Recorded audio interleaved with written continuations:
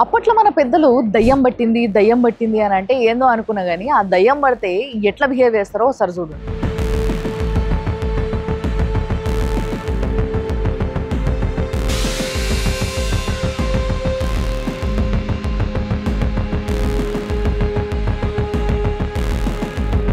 ఇది కేవలం తమిళనాడుకే సాధ్యమయ్యే సెక్యులరిజం. చూసిరు కదా ఎట్లా పైశాచిక ఆనందం పొందుతున్నారో.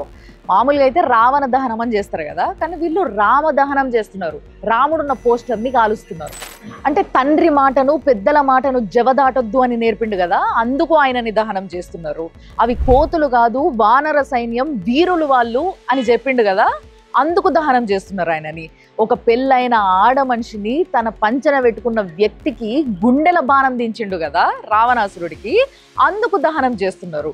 ఇలాంటివి ఇంకా ఇంకా చేసుకుంటూ పోతున్న ప్రతిసారి ఇంతకన్నా దారుణంగా ఇంకేం చేయరు అనుకున్నా కూడా ఇంకా దిగజారిపోయి ఇలాంటి పనులు చేస్తున్నారు. మరి అక్కడ గవర్నమెంట్లు పోలీసులు ఏం చేస్తున్నారో అర్థమైతలేదు. హిందువులు వాళ్ళ పండగలు చేసుకోవాలన్నా లేకపోతే వాళ్ళ పద్ధతులు పాటించాలన్నా మస్తు రెస్ట్రిక్షన్స్ ఉంటాయి, కానీ ఇట్లా తగలబెడుతుంటే మాత్రం వాటికి రెస్ట్రిక్షన్స్ ఉండవు, ఎవరు మాట్లాడరు.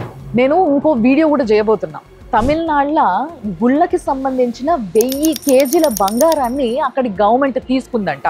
అంటే దేవుడికి రక్షణ ఉండదు, ఆ దేవుణ్ణి నమ్ముకున్నోళ్ళ పద్ధతులకి రక్షణ ఉండదు, దేనికి మర్యాద ఉండదు, కానీ దేవుడి సొమ్ము మాత్రం కావాలనా?